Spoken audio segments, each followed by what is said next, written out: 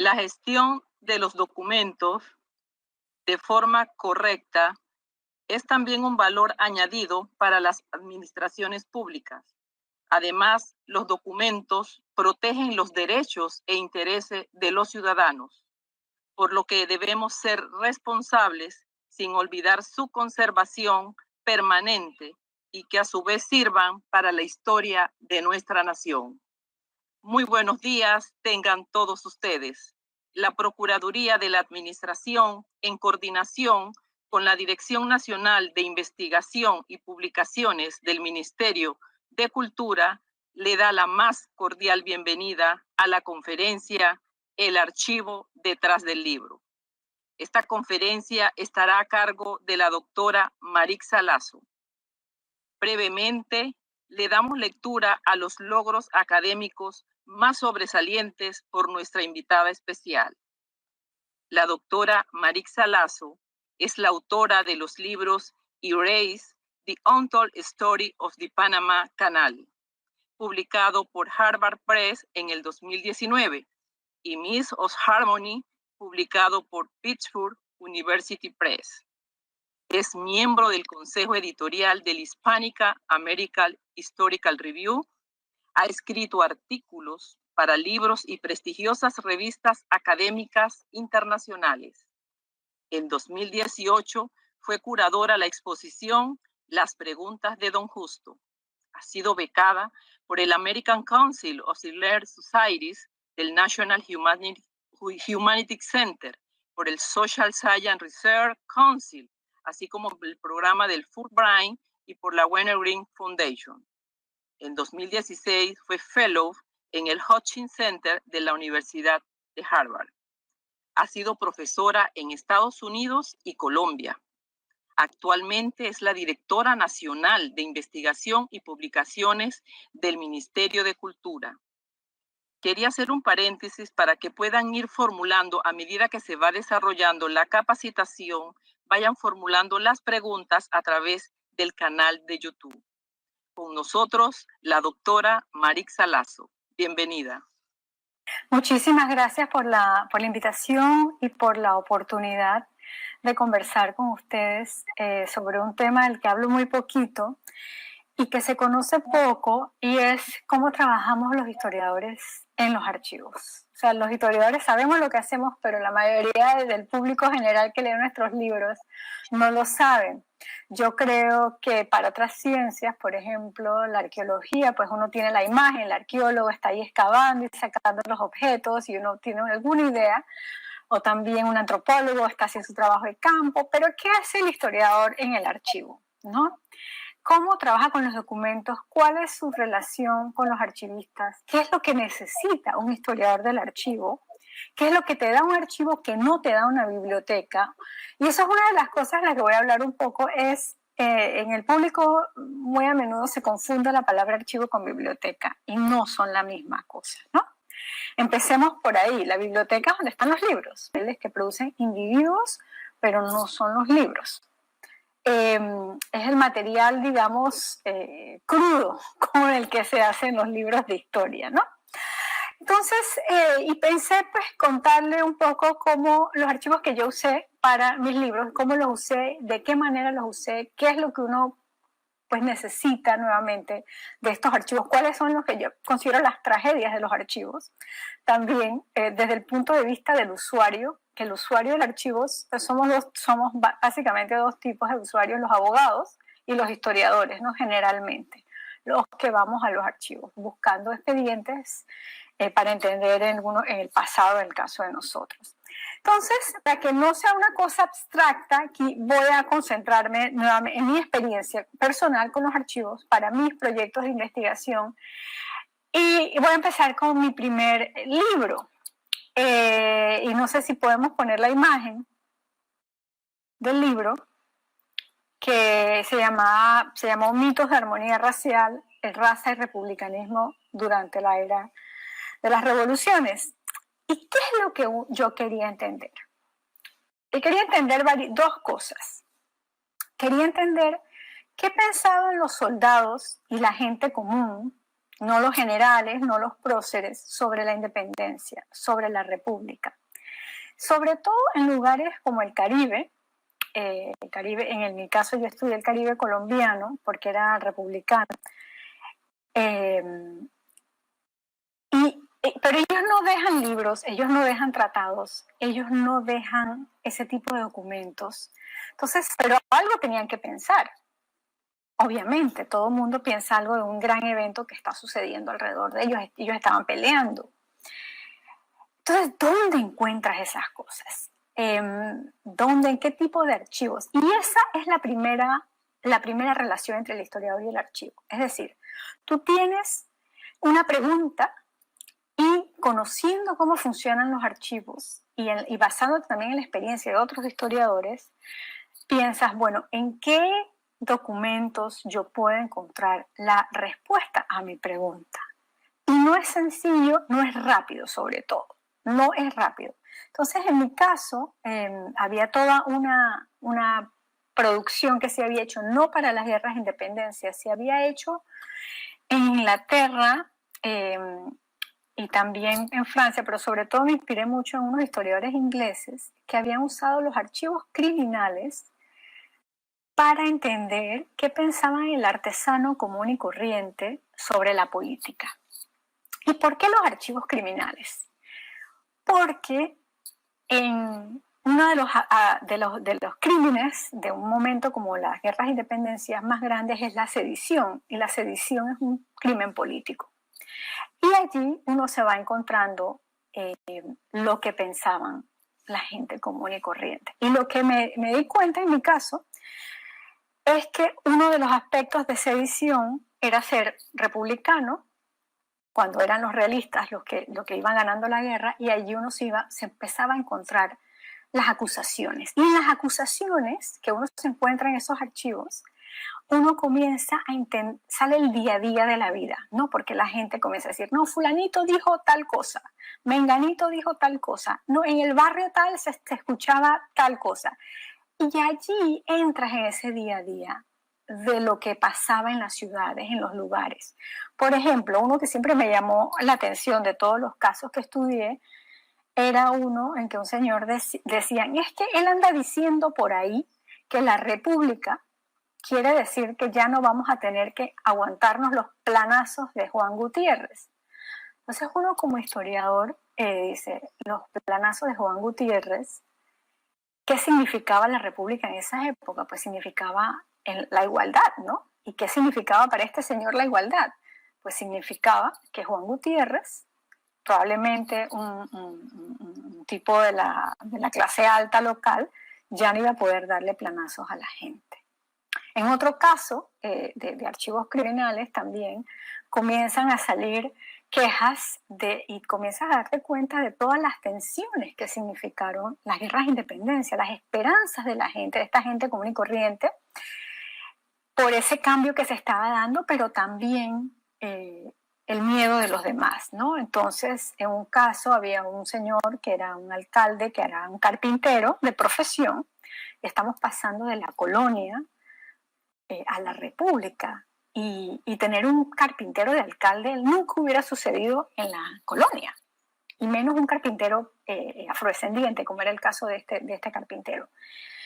Y él decía, es que no me quieren de alcalde porque soy carpintero, y no me quieren hacer caso. Entonces ahí empiezas, y bueno, quién sabe qué va a pasar, porque así como quitamos al rey, vamos a quitar a este señor, a esta gente también, ¿no? Entonces, de hecho dijo, vamos a empezar una guerra contra los blancos, es lo que dice él. Y ahí te das cuenta en esos archivos criminales que sale toda una cantidad de información que no saldría en los otros archivos. Pero eso no era lo único que yo quería entender. Yo quería entender cómo cambiaron las mentalidades durante ese periodo de transición entre la corona, entre la monarquía y la república. Y allí hay que leer, yo creo que una de las cosas del historiador es que hay que leer de todo, ¿no? Para entender. Entonces, ¿qué hago? Pues que leer los periódicos de la época, las cartas, ¿Qué es lo que te dicen los periódicos? Bueno, te dicen lo que están pensando los intelectuales. Los intelectuales que están escribiendo en esos periódicos sus opiniones. Entonces, si tú comparas las cartas de los periódicos, los editoriales, lo que están escribiendo, con los juicios criminales, tú te das cuenta que hay unas cosas compartidas de entre la gente común y estos intelectuales que escriben en el periódico, que hacen parte del mismo momento histórico, ¿no? Pero hay cosas que nunca van a aparecer en los periódicos, y eso es importante, porque en los periódicos te sale un resumen, te sale una perspectiva, un punto de vista de algo que se quiere decir, que se quiere opinar, ¿no? Por ejemplo, en el caso de una frustración que me han dicho muchos estudiantes, pero es que yo en los periódicos no encuentro nada sobre identidades, por ejemplo, ¿no? sobre los conflictos de la época raciales. Y yo digo, bueno, eso no te va a salir en el periódico, eso yo lo encontré en los juicios criminales. Ahí sí sale, porque salen las cosas que la gente, todos sabemos muy bien que todos tenemos un lenguaje educado, el lenguaje que se dice en público y un lenguaje en privado. Y en la belleza de los juicios criminales es que te sale ese lenguaje privado, el de los rumores, lo que dijo el vecino, lo que dijo la otra que estaba allá. A veces te salen incluso detalles de cómo vive la gente. No, es que estaba sentado en tal sitio y tenía tal mesa, entonces incluso te salen esas cosas. Eso no te va a salir en un periódico. Pero en un periódico te salen esas ideas de los intelectuales de la época. Hay que buscar también, por ejemplo, las cartas personales que se envía a la gente, porque las cartas personales nuevamente son más cándidas, son más sinceras, ¿no? Te cuentan los miedos de las personas, lo que se atreven a decir a los familiares, que no necesariamente se atreven a decir en un periódico. Otra fuente para mí muy importante fueron los debates del Congreso, de los primeros congresos, sobre todo el de 1821, porque nos quedan. Y en esos debates, porque cuando uno ve solamente las leyes que se producen, no ves las leyes que se quisieron producir, o no lees el debate, las opiniones encontradas diferentes entre los diferentes congresistas, ¿no? Lo que está sucediendo. Entonces son riquísimas y te permiten ver el contexto social y político detrás de esas leyes, ¿no? Porque las leyes no surgen de la nada, surgen de una realidad que se está dando. Entonces, al ver los debates del Congreso, que no son solo las leyes, es riquísimo, pero aún más rico me encontré para 1821, eran los documentos de las comisiones del Congreso, es que las comisiones específicas para estudiar un problema. Esas sí son fantásticas, ¿no? Fueron fantásticas para entender lo que estaba pasando en esos años de la primera constitución de la Gran Colombia, que es la de 1821. Porque las comisiones te dicen, no, es que hay unos problemas en el Chocó muy grandes con los esclavos y eso no te sale en la ley, no, la ley no te dice eso, ni tampoco te sale en el periódico, eso te sale en las comisiones donde la gente está explicando lo que está pasando, más en una época donde mucha comunicación era escrita todavía. También te vas encontrando otras cosas que tienes que entender, ¿no? O sea, ¿por qué necesitas todo?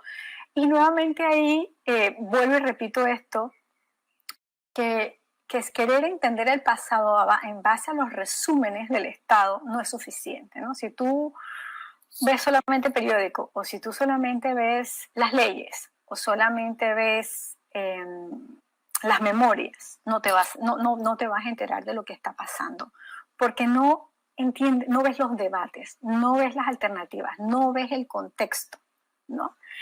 Es que el día a día, y esto si fuera una frase de la burocracia, es riquísimo. Es riquísimo, ahí vas abriendo, vas entrando al mundo de la época, ¿no? Entonces es muy, muy importante que entender eso, ¿no? Que es un trabajo que requiere mucha paciencia, que requiere tiempo, que no se hace rápido, porque en el caso mío, que quería entender para este libro, la mentalidad política de los soldados afrodescendientes, Eso no estaba en todas partes, había que ver muchas cosas, muchos documentos para ver dónde salían. Y a veces te podías pasar días viendo cosas que no servían, no sé, viendo por ejemplo los archivos de guerra y marina. Y la mayor parte de los archivos de guerra y marina son cuántas armas se están mandando, cuántas armas se consiguieron, cuántas armas se exigen, y dale, porque eso es lo más importante. Y de repente te encuentras un juicio criminal riquísimo que te lleva a ese momento de la política popular en la época, ¿no? Pero no te va a salir, ese juicio no te va a salir en ningún índice, ninguna cosa. Eso tienes que irlo buscando poco a poco. Entonces, es por eso que creo que es muy, muy importante entender algo. ¿Cómo se forman los archivos? Los archivos se forman con los documentos que, como dije antes, que produce el Estado. Y lo más importante para un historiador es que estén bien organizados. O sea, si un archivo no organizado no sirve, porque es un montón de papeles que no sabes ni por dónde empezar, por dónde buscar. ¿Y cómo tiene que estar organizado? Tiene que estar organizado, los archivos se organizan con los títulos de la proveniencia, de dónde vienen. ¿Y de dónde vienen? De las instituciones que los producen, ¿no? Si es un ministerio X, si es el Congreso, si es la Corte Suprema, pues allí se van organizando y después de las subcategorías que vienen. Y lo peor que se le puede hacer a un archivo, la tragedia más grande que se le puede hacer al archivo, para un historiador, para un investigador, es quitarle la organización original. Porque entonces no sabes cómo buscar.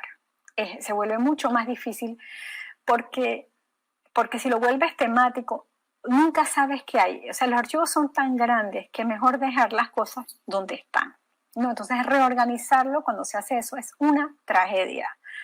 Y ha pasado. No voy a entrar en detalles, pero ha pasado y eso es una tragedia enorme.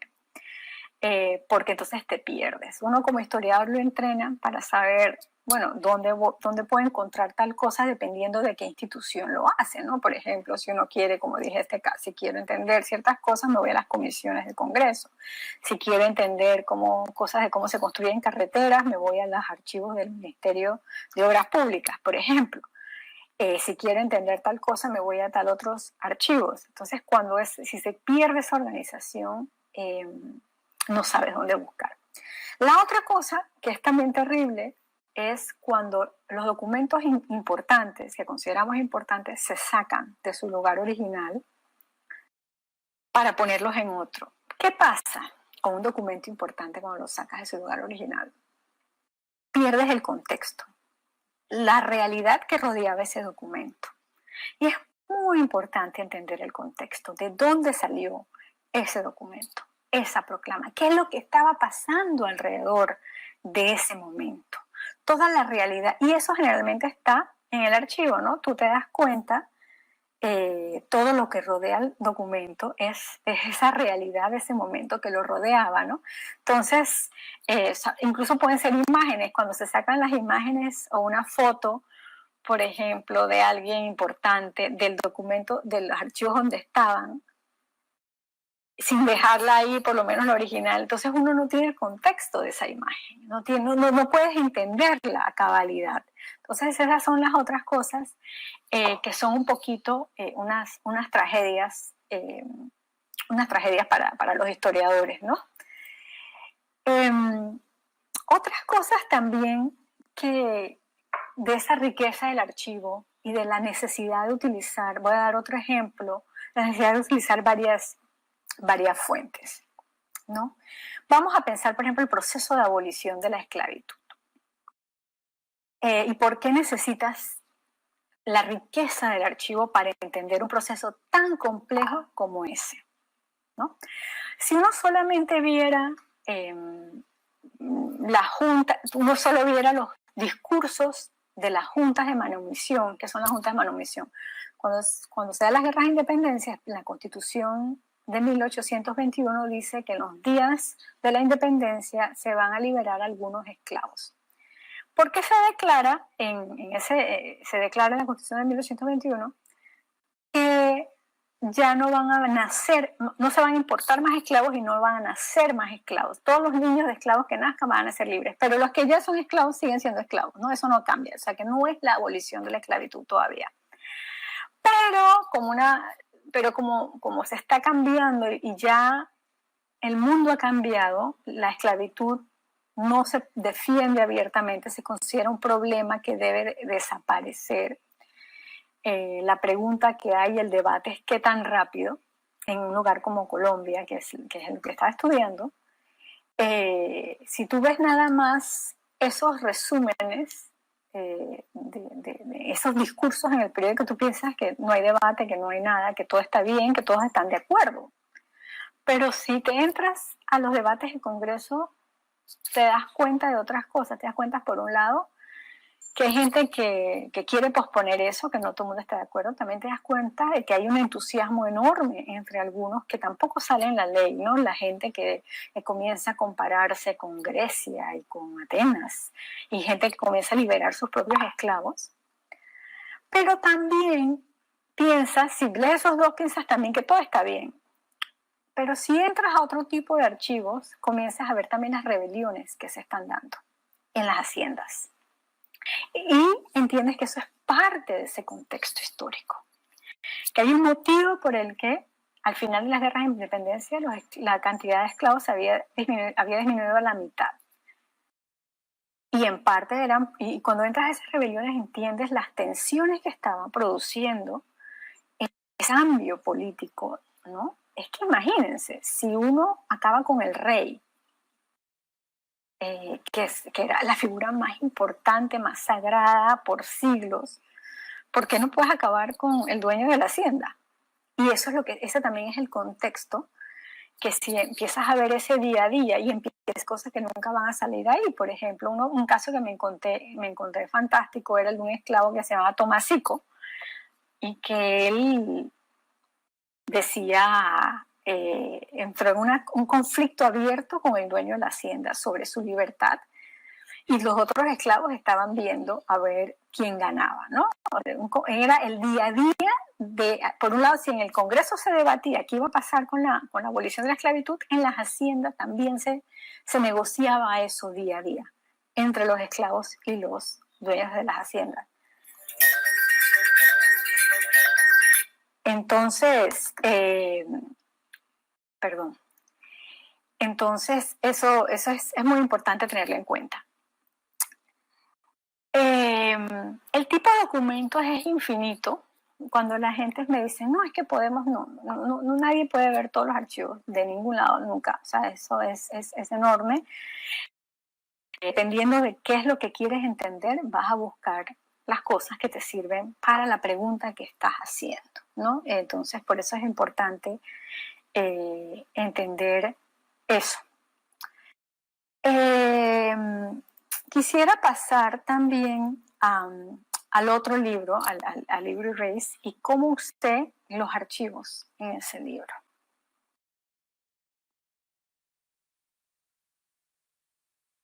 Una de las cosas, y entrar en los detalles, ¿no?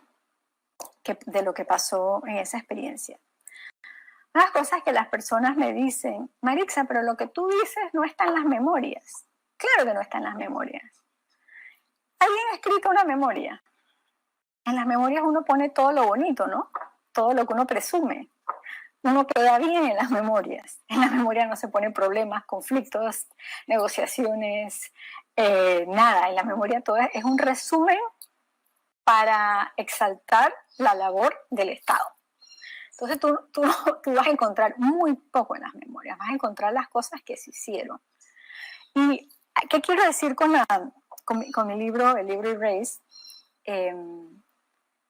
Nada de lo que yo escribo ahí está en las memorias, pero sí está en los archivos del Estado, en el día a día de la burocracia del Eastern Canal Commission, porque la despoblación fue un evento enorme, grandísimo. No es fácil sacar a tanta gente en 3 años, ¿no? Estamos hablando de alrededor de 40,000 personas que se sacan.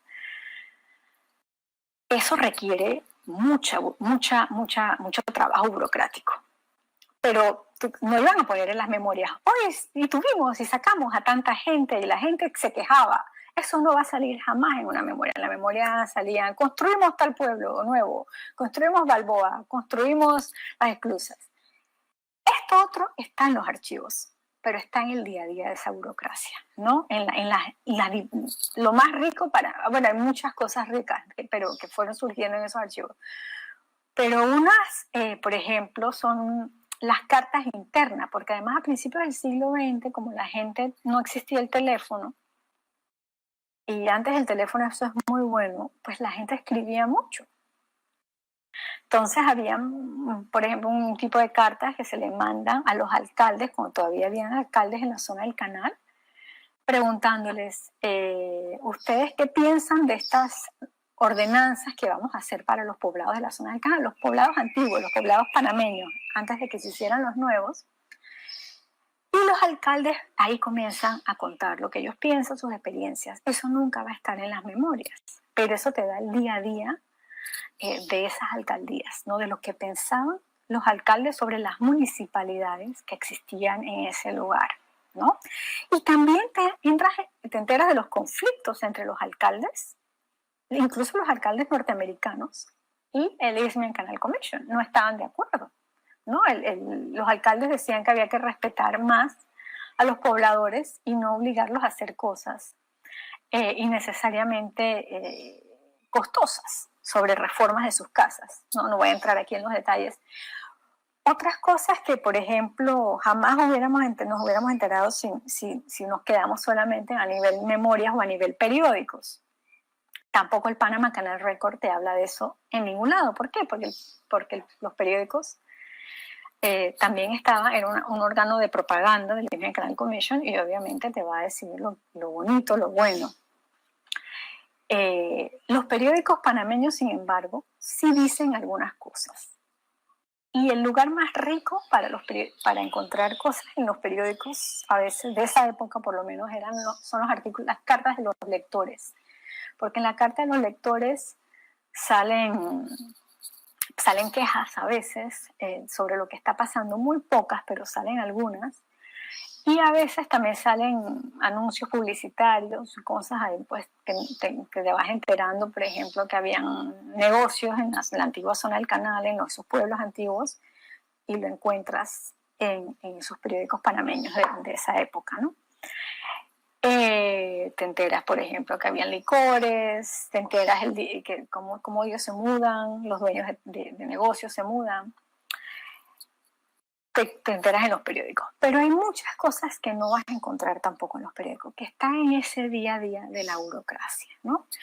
Otro aspecto que me encontré de ese día a día de la burocracia, por ejemplo, y ahí tienes que entender dónde encontrarlo, porque los documentos del Eastman Canal Commission son enormes, uno se podría pasar toda la vida, todos los días, leyéndolos y no los terminas. Hay cajas y cajas solamente sobre la construcción de una iglesia, entonces es imposible. Pero si tienes una pregunta, y ahí es lo importante de la pregunta, ¿qué es lo que yo estoy tratando de entender? Bueno, en mi caso yo estaba tratando de entender cómo eran los antiguos pueblos de la zona del canal, estaba tratando de entender cómo se tomó la decisión de despoblarlo, estaba tratando de entender cómo se hizo esa despoblación.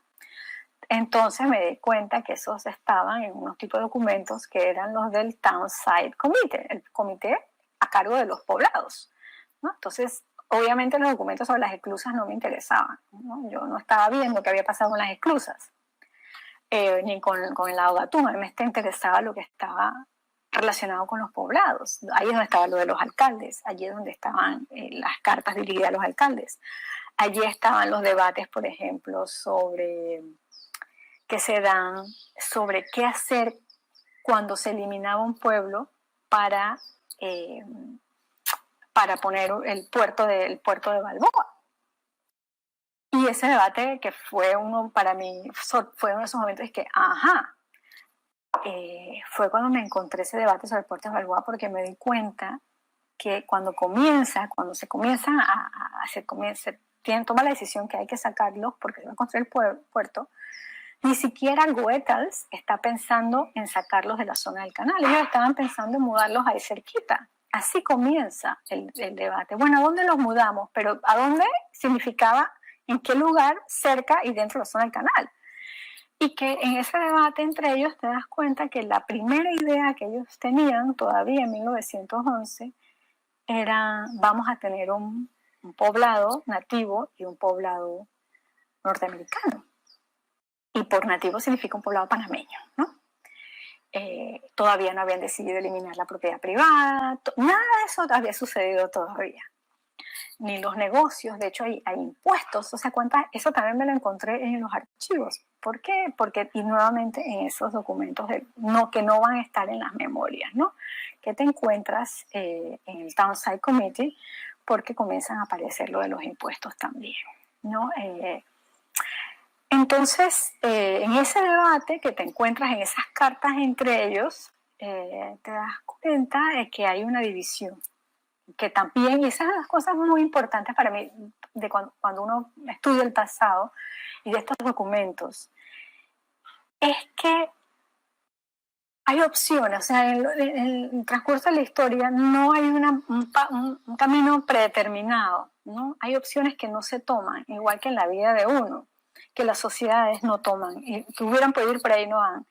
Y eso nos ayuda también a entender las decisiones, por qué se tomaron esas decisiones de esa manera y cómo nos afectaron. Porque al final, una de las cosas más importantes que nos puede dar la historia es entender por qué estamos donde estamos, cuáles son las decisiones que nos llevaron al lugar donde estamos, para poder tomar decisiones sobre nuestro presente, ¿no? Entendiendo cómo llegamos hasta allí.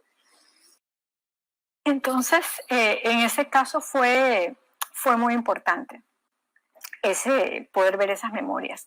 Otro ejemplo de la importancia de y no me puedo quedar sin eso, de los archivos y la clasificación de los archivos,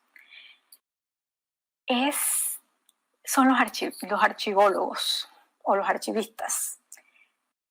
Un historiador se beneficia enormemente de un buen archivista, de una persona que entiende cómo está organizado el archivo. La conversación entre un buen archivista y un historiador puede ser fundamental.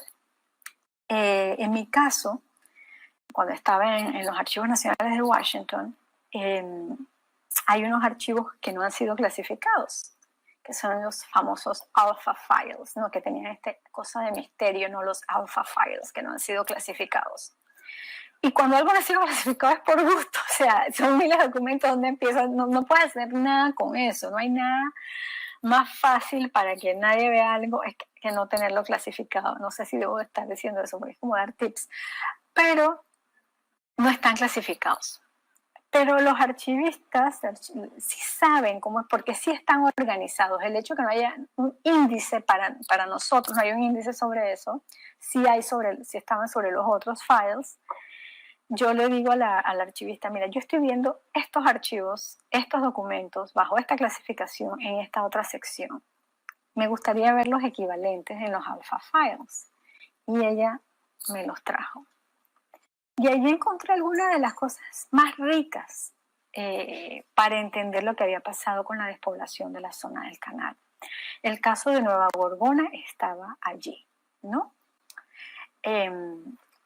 Y eso fue gracias a ese conocimiento del archivo que tenía esa archivista. Entonces, por eso es muy, muy importante ese conocimiento. Yo no hubiera podido encontrarlo si ella no me dice: están ahí. A veces también las colecciones especiales son también muy importantes. Las colecciones especiales pueden ser también en las bibliotecas, ¿no? Colecciones especiales sobre mapas antiguos, por ejemplo, que usé en la Biblioteca del Congreso de Estados Unidos, pero también colecciones de música.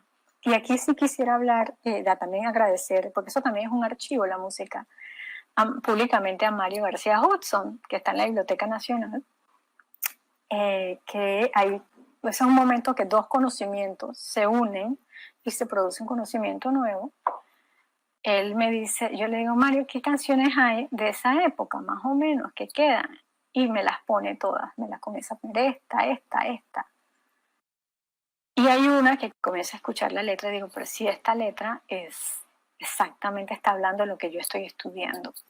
lo que yo me estoy encontrando en los documentos. Esta letra es sobre eso, ¿no? Es la canción del pandero que se te va, donde hablan, si no nos vamos nos votarán, y bueno, en fin, ahí está hablando de la despoblación. Pero si no conoces la historia de despoblación, no entiendes la letra, ¿no? Y ahí es donde viene lo del contexto, ¿no? Todo tiene un contexto. O sea, para tú entender las cosas tienes que entender todo lo que está pasando alrededor. ¿Qué es lo que se supone que hacemos los historiadores, ¿no? Entender lo que está pasando alrededor en el pasado para tener lo que llamó un gran antropólogo la descripción espesa, ¿no?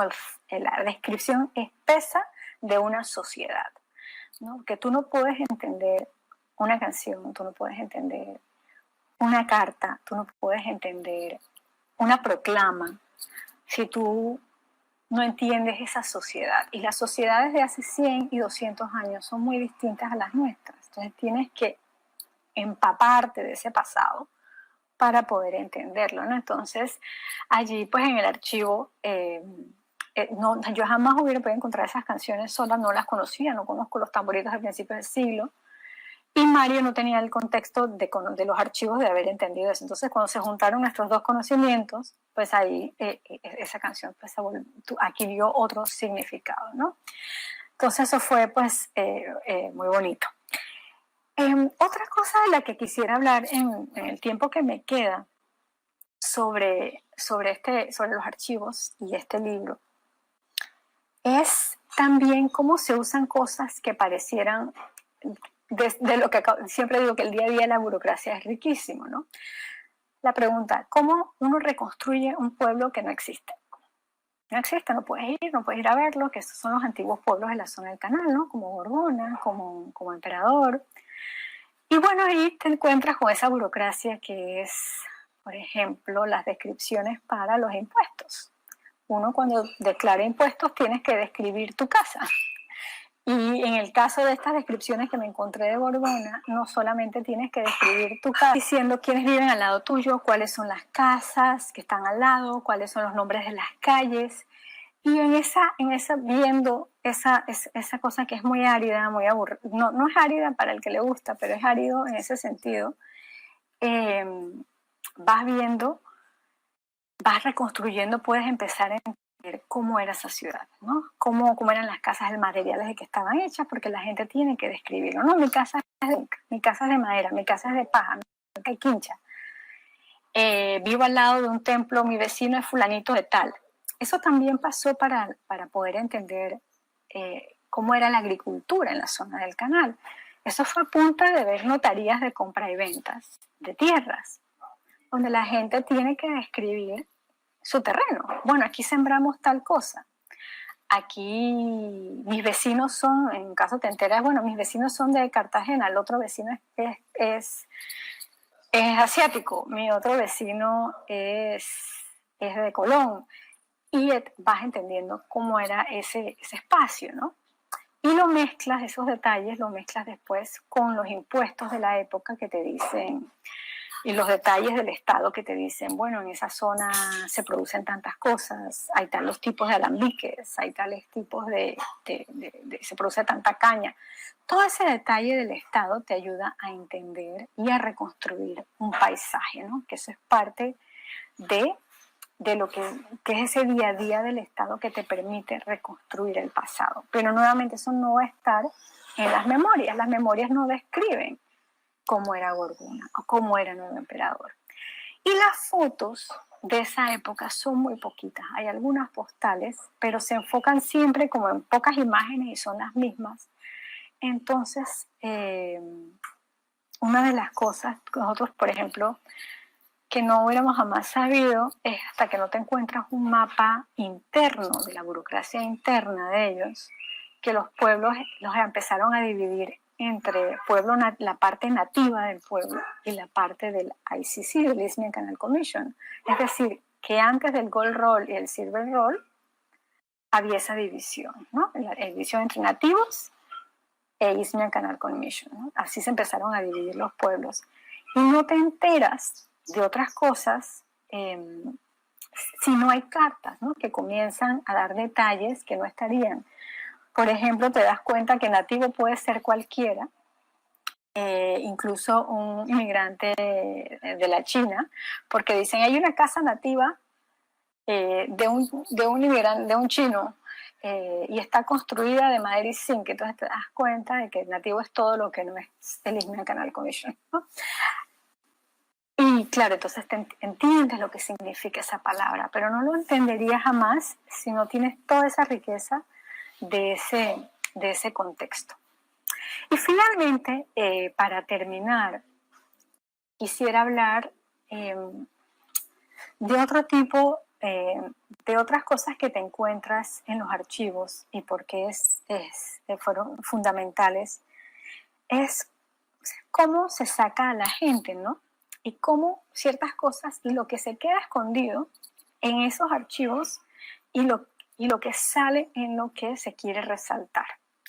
Nosotros conocemos muy bien el enorme reto tecnológico que fue hacer el canal, ¿no?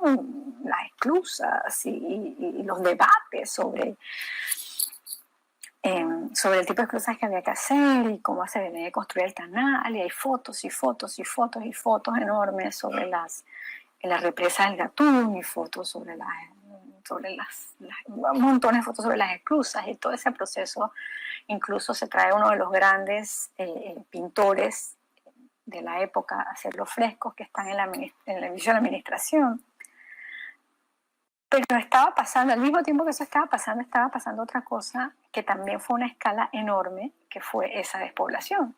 Pero eso, nuevamente, no va a salir en esos documentos, porque no es lo que el Indian Canal Commission quería resaltar ni darle publicidad. Entonces no te enteras jamás. Ahí tienes que entrar a los archivos, porque sí quedan las huellas, y eso es lo bueno de la idea del archivo, es que el Estado se compromete a guardar sus documentos, lo bueno, lo malo, lo feo, es decir, la realidad, porque la realidad es así, compleja y llena de cosas, pero es la única manera de ir al pasado y entenderlo sin propaganda, sin idealizarlo, tal y como fue.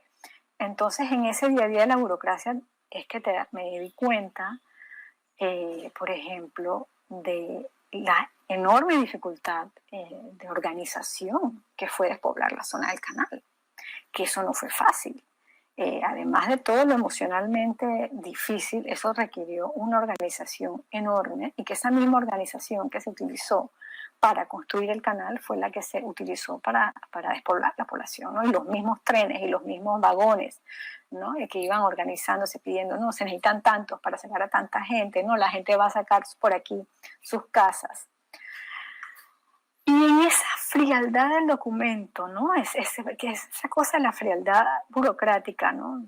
Mañana necesito vagones para 500 personas.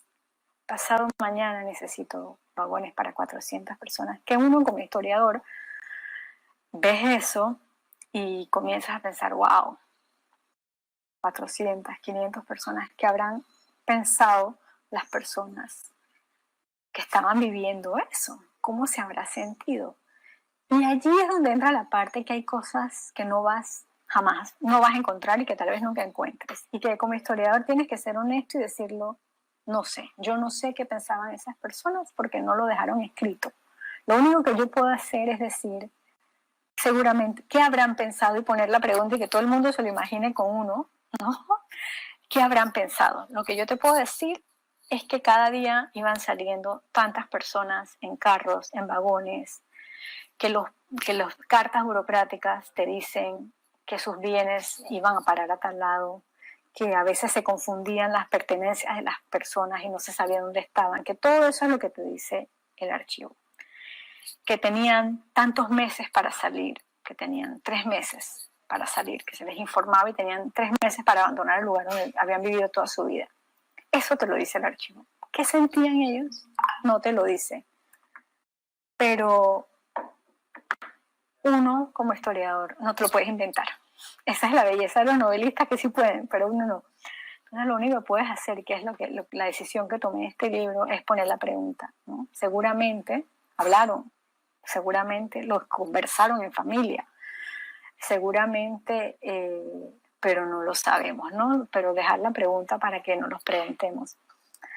Y quedaron pues un par de documentos, que una es la canción esta que mencioné, sobre lo que se sentía, el sentimiento que producía esa despoblación, y el otro son una carta de queja que quedó, decía confidencial y decía destruyan el duplicado, destroy duplicate, que era una carta de un habitante que le escribió a Goethals muy, muy dura. Ahí la describo, que esa fue la que encontré gracias al archivista. No lo hubiera encontrado de otra manera porque no estaban clasificados esos documentos.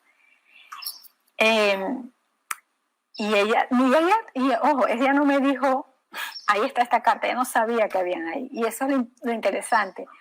Yo le dije, yo necesito, porque yo tenía clara, ya yo había entendido en qué partes del archivo, qué tipo de institución, cuáles eran las oficinas administrativas del Isthmian Canal Commission que producían los documentos que a mí me interesaban. Y esto es importante en el historiador, es entender qué tipo de institución del Estado produce los documentos que te interesan para lo que estás averiguando. Por eso es muy importante que el archivo se mantenga organizado de acuerdo a las instituciones que lo producen, porque esa es la lógica del Estado que te ayuda a investigar, a buscar. Cuando te desorganizan eso, puede estar en cualquier lado. Y ahí, en cambio, de esa manera, tú sabes dónde ir a buscarlos. Y allí me desvía un poquito, pero allí ella me da las cosas y yo me pongo a verlas porque a ella no le interesa, ese no es su trabajo ver qué hay ahí. Y me puse a verlas y me encuentro, wow, aquí está esta carta, aquí hay estas descripciones sobre lo que le está pasando a la gente que se fue a Nueva Gorgona, qué duro que fue, las descripciones donde decían que la gente se fueron a Nueva Gorgona y no tenían nada.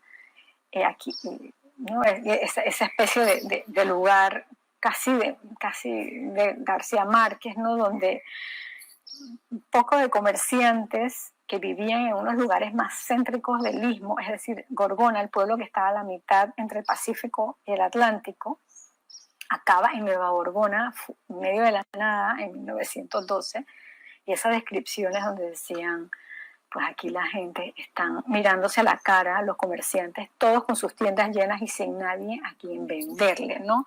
Eso es casi como para una novela. Y eso me lo encuentro pues en esos archivos, junto a la carta de denuncia que sale ahí, una carta muy, muy dura, que es la única que nos queda sobre lo que pensaba la gente. Entonces, eso tal vez lo que quiero enfatizar una y otra vez es que la investigación de archivo requiere ver muchos documentos, que los documentos que se ven dependen de las preguntas que se están haciendo y que para entender dónde vas a buscarlas, dónde pueden estar los documentos que te ayudan a resolver las preguntas, tienes que entender cómo funcionaba el Estado de esa época en la que estás investigando y qué oficinas del Estado de esa época tienen la información que estás buscando, ¿no? Entonces, por ejemplo, si son asuntos indígenas, pues probablemente en qué oficina del Estado los manejaba a principios del siglo XX. ¿Qué oficina del Estado manejaba X o Y cosas en ese periodo que estás buscando? Y así y a veces son cosas, te tienes que poner a leer otros historiadores que ya hicieron la tarea, ¿no? En el caso, por ejemplo, de cuando estudié la Cartagena, que muchos papeles de Cartagena estaban dentro de lo que se llama papeles de Cuba, porque papeles de Cuba sí es Cartagena, porque cuando se fueron los realistas de Cartagena con todos sus papeles, incluyendo esos archivos de sedición de los republicanos, se van para Cuba. Y cuando los papeles esos que se van para Cuba acaban en el archivo de Indias en Sevilla, acaban bajo papeles de Cuba, ¿no? Entonces esas son las cosas que uno pues tiene que ir aprendiendo. Y bueno, con esa última anécdota, ya estoy viendo que son las 10:52, termino para dejar algo de espacio para preguntas y respuestas. Muy importante, pues, todo el comentario y todo la exposición, doctora Lazo. Pero antes de abrir el compás de preguntas, quiero aprovechar el espacio para felicitar a la doctora por la Asociación Estadounidense de Historia por su libro Erase, el cual relata en su contenido sobre la despoblación en la zona del canal. Esta noticia se dio a conocer a través de los periódicos de la localidad. Unimos a esas felicitaciones. Muchas gracias. Pues, pasamos al periodo, pues, de preguntas, sin antes, pues, haciendo un análisis que sin archivos no tendríamos pasado, ni mucho menos futuro. Hablar de los archivos es hablar de democracia. Si no ordenamos los documentos del pasado, viviremos en la oscuridad. Pasamos con la primera pregunta. ¿Cuál es su diagnóstico del estado de los archivos en general en Panamá? Ya que él hace un comentario, pareciera que a través de los archivos extranjeros podemos encontrar más información que en Panamá. Excelente pregunta. Mira, yo creo que están en mal estado, y han estado en mal estado por mucho, mucho tiempo. A veces me pregunto si después de Porra a alguien más le importó los archivos realmente.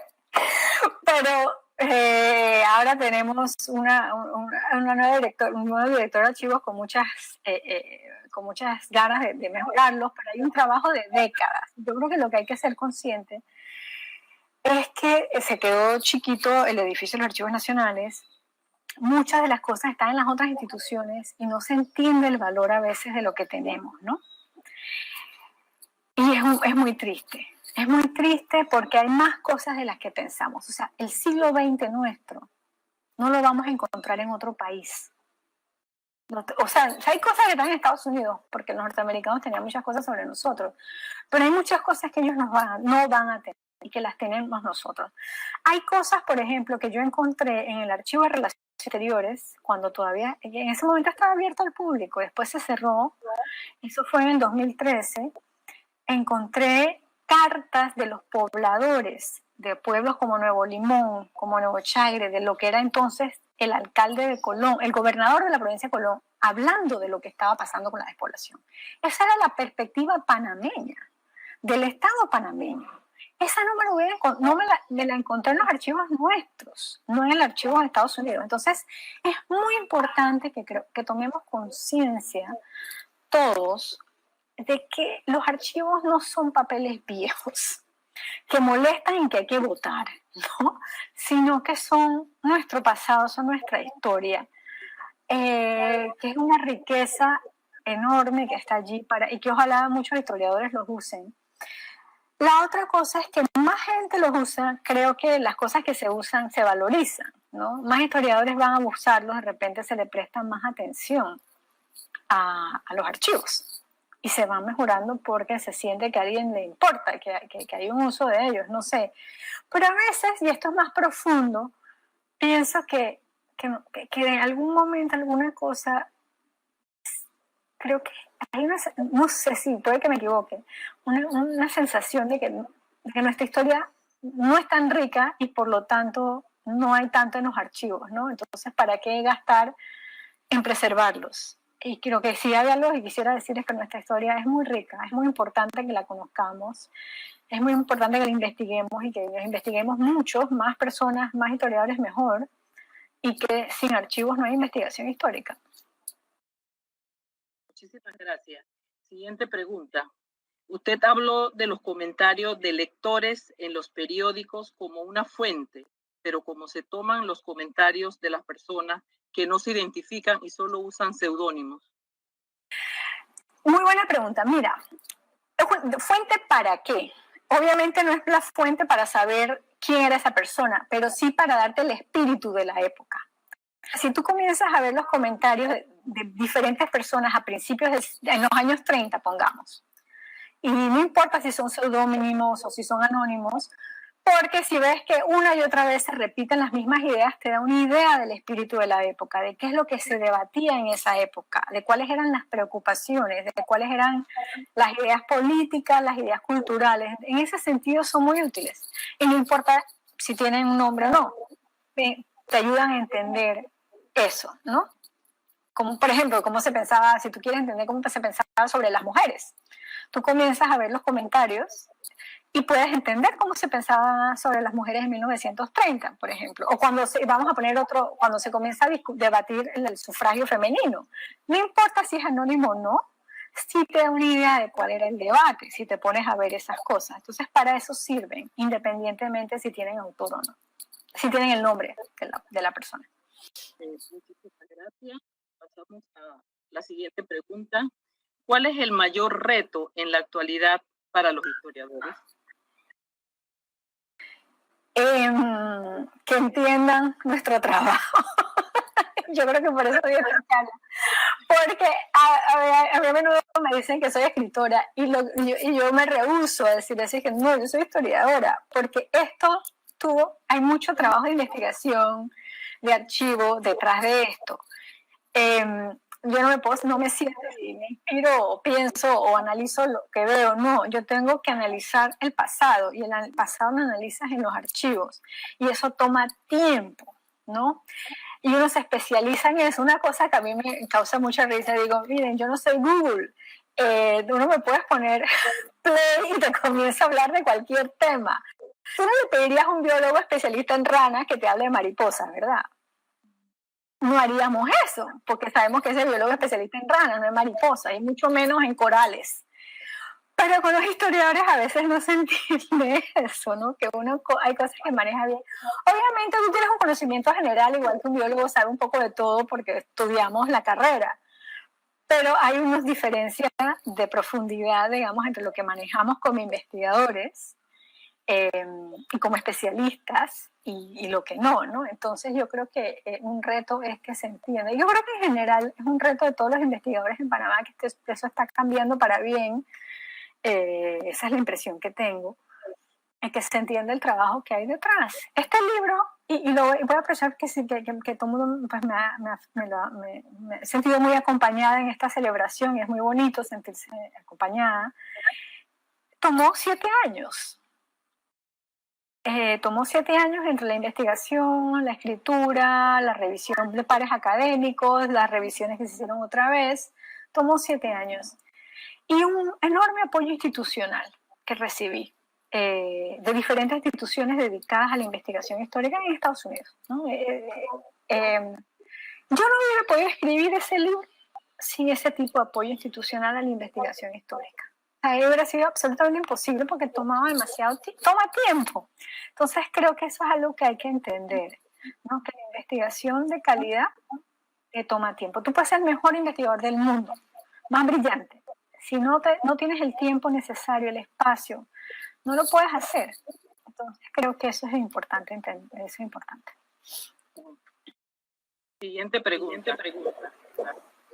Las instituciones se sienten huérfanas, ya que no tienen quien les oriente en lo que es la clasificación, en la organización de los documentos, y mucho menos en la tabla de retención documental. Yo creo que, no sé, ahí no tengo la respuesta a eso, pero en mi experiencia, cuando uno se siente huérfano, uno comienza a decirlo. Me siento huérfana, ayúdenme. Y se va creando conciencia de la necesidad. Yo creo mucho en eso, en crear conciencia de la necesidad para ayudar a resolver los problemas. O sea, crear conciencia de que hay un problema para poder resolverlo, ¿no? No quedarse uno ahí quejándose solito, sino decir, esto es importante, por favor, prestémosle atención y hagamos algo. Siguiente pregunta. ¿Cómo se compara un trabajo de ficción, Pueblos Perdidos, de Gil Blas Tejera, con lo encontrado en los archivos? Esa es muy buena pregunta. Son completamente distintos. Leí Gil Blas Tejera Es interesante porque él escribe ese libro cuando queda una memoria, pero una memoria ya vaga. Él no lo vivió ya, ¿no? Este libro ya habían pasado décadas. Y si tú lees a Gilbert Tejera, de hecho él tiene un análisis de esa novela en el libro, uno piensa que se inundaron los pueblos y que todos los pueblos estaban debajo del lago Gatún. Y de hecho, es lo que pensaba todo el mundo, incluyéndome a mí, hasta que me meto a los archivos y comienzo a ver en detalle, y ahí es donde viene el asunto del detalle, que eso era un mito, lo de la inundación. No porque no se hubiera inundado, obviamente el lago Gatún se creó y es grande e inundó cosas, pero porque muchos pueblos que se despoblaron no fueron inundados. Entonces allí estaba pasando otra cosa. Y de eso te das cuenta. Me puse a ver los mapas y digo, pero esto no está debajo del agua, esto no está debajo del agua, esto tampoco está debajo del agua. Entonces esa gente, ¿por qué se fue? Ahí hay otra pregunta que hacer y otra explicación. Entonces, como él no se basa en el archivo, él no ve esas cosas, él se basa en las memorias colectivas, digamos, ¿no? Que se van transformando con el tiempo. Y una de las preguntas que me hago es ¿por qué nosotros olvidamos esa despoblación como sucedió y la recordamos como una inundación? ¿No? Que al final fue la memoria que quedó, que es la que recoge Gilbert Tejera. A manera de comentarios, aquí me pasan una nota donde dice que la formación de historiadores en Panamá está dirigida a la docencia, no a la investigación. La importancia de regular la función del historiador es el manual de cargos. Para mí, yo no creo que el manual de cargos te haga un buen o mal historiador. Un buen o mal historiador te hace tu entrenamiento, tener acceso a los mejores profesores posibles, tener el espacio, como dije, para investigar, el tiempo, o sea, tener centros de investigación que te den esa posibilidad. Personalmente, yo estudié en una carrera que era para profesores, estudié en la Universidad de Panamá, licenciatura en Historia y Geografía.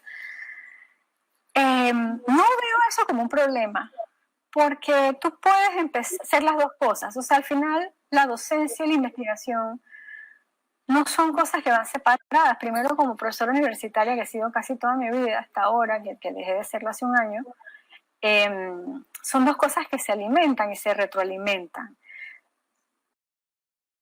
Allí lo que pasa después de esa licenciatura es que que en todos los países del mundo después pues te vas y te especializas y te dedicas, te haces tu doctorado, tu maestría, y ahí es donde aprendes a investigar, igual que con las otras ciencias, ¿no?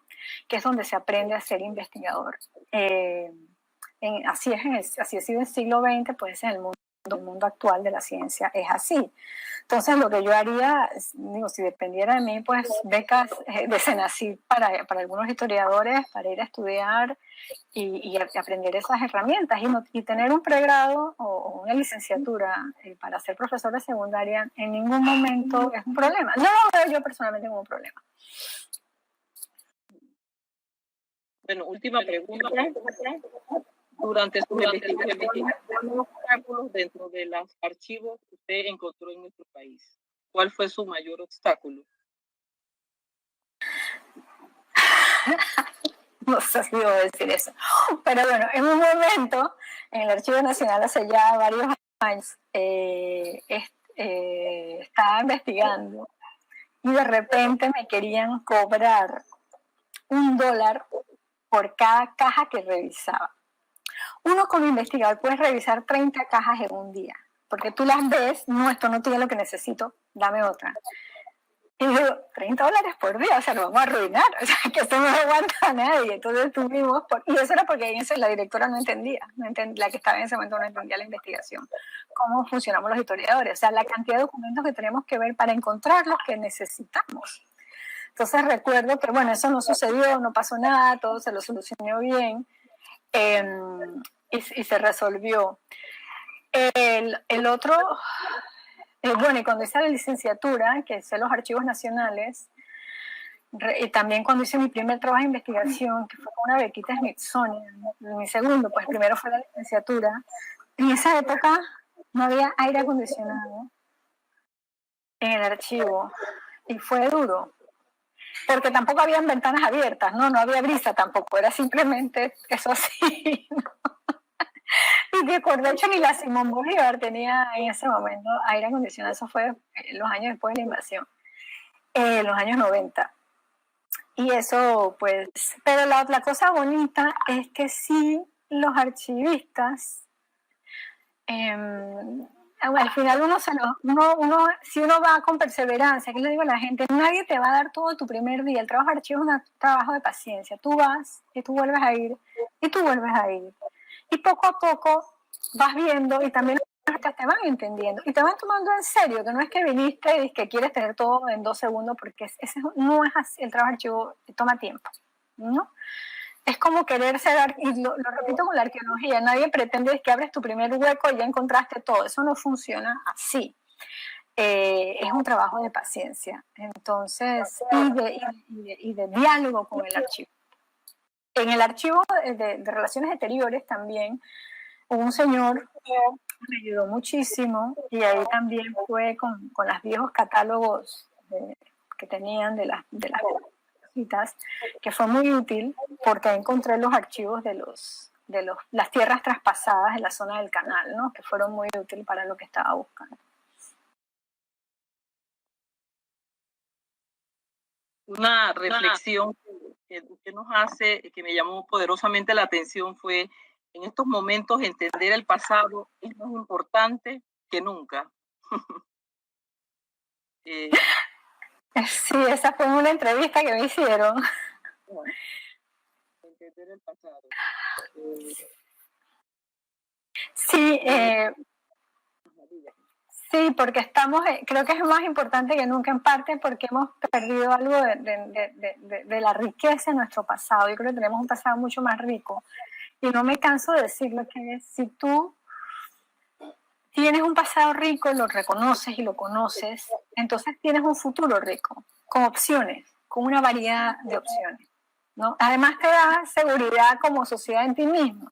Esto fue lo que hicimos, esto fue lo que pudimos hacer. Estas fueron las cosas por las que luchamos y conseguimos, ¿no? Y entender cómo se hizo eso, que no sea solo una historia de héroes, sino que te explique la realidad de cómo se dan los cambios. Da, creo yo, herramientas para construir un mejor futuro, y un futuro además en un momento como este, que es un momento de retos a nivel global. Doctora Lazo, haciendo un análisis, podemos ver que sin documentos no hay archivos, y sin archivos no podemos hablar de transparencia, ya que son el testimonio de un acto realizado. A manera de cierre, pues ya en nombre de la Procuraduría de la Administración, en nombre del señor Procurador Rigoberto González Montenegro y de la Dirección de Capacitación de esta institución, le agradecemos pues por compartir con nosotros todos sus conocimientos como especialista en materia de investigación, el cual estamos seguros será de beneficio para todos nosotros. Muchísimas gracias y que tengan un excelente día. Gracias. Muchísimas gracias. Muchas gracias. Hasta luego. Hasta luego.